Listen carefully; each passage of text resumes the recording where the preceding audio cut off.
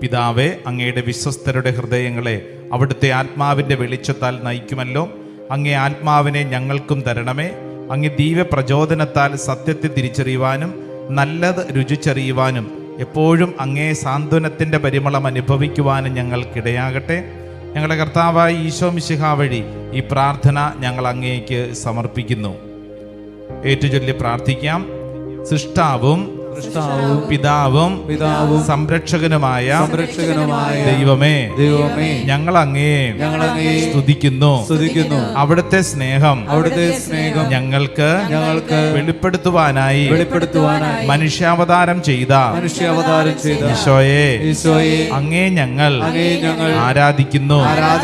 ലോകസ്ഥാപനം മുതൽ അങ്ങേ ദിവ്യ സാന്നിധ്യത്താൽ ഭൂമിയുടെ മുഖം നവീകരിച്ചുകൊണ്ടിരിക്കുന്ന പരിശുദ്ധാത്മാവേ, ഞങ്ങൾ അങ്ങേ മഹത്വപ്പെടുത്തുന്നു. സെഹിയോൻ ഊട്ടിശാലയിൽ ദാഹത്തോടെ കാത്തിരുന്ന പരിശുദ്ധ അമ്മയുടെയും സ്ലീഹന്മാരുടെ മേൽ ഇറങ്ങി വന്ന പരിശുദ്ധാത്മാവേ, ഈ സമൂഹത്തിന്റെ മേലും ഇറങ്ങി വരണമേ. പിതാവിന്റെയും പുത്രന്റെയും ആത്മാവേ, ഞങ്ങൾക്ക് ആഴമുള്ള ദൈവസ്നേഹ അനുഭവത്തിലും വിശ്വാസത്തിലും വളരാൻ ആവശ്യമായ കൃപ തരണമേ. ആമേൻ. ഒരു നിമിഷം നമ്മുടെ നിയോഗം മനസ്സിലോർത്തെ.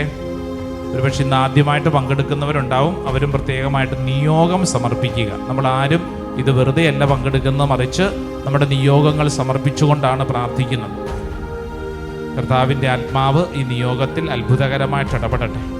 നമുക്ക് പ്രാർത്ഥിക്കാം. ഓ എൻ്റെ ദൈവമേ, നന്മ എന്ന പുണ്യം ഞങ്ങളിൽ നിറയ്ക്കണമേ. ഞങ്ങളുടെ പ്രവർത്തികൾ വഴി ഞങ്ങൾ അനേകർക്ക് മാതൃകയാകട്ടെ. ഞങ്ങൾ ആർക്കും ദുഷ്പ്രേരണയ്ക്ക് കാരണമാകാതിരിക്കട്ടെ. ഞങ്ങളുടെ വാക്കുകളിലും പ്രവർത്തികളിലും സത്യസന്ധതയും ആത്മാർത്ഥതയും ഉള്ളവരാകാൻ ഞങ്ങളെ സഹായിക്കണമേ. വിശുദ്ധമായ ചിന്തകളാൽ ഞങ്ങളെ നയിക്കണമേ.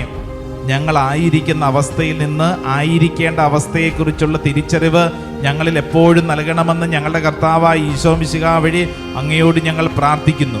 നമ്മുടെ കർത്താവ് ഈശോ മിശിഹായുടെ കൃപയും പിതാവായ ദൈവത്തിൻ്റെ സ്നേഹവും പരിശുദ്ധാത്മാവിൻ്റെ സഹവാസവും നാം എല്ലാവരുടെയും കൂടി ഉണ്ടായിരിക്കട്ടെ, ഇപ്പോഴും എപ്പോഴും എന്നേക്കും. ആമേൻ.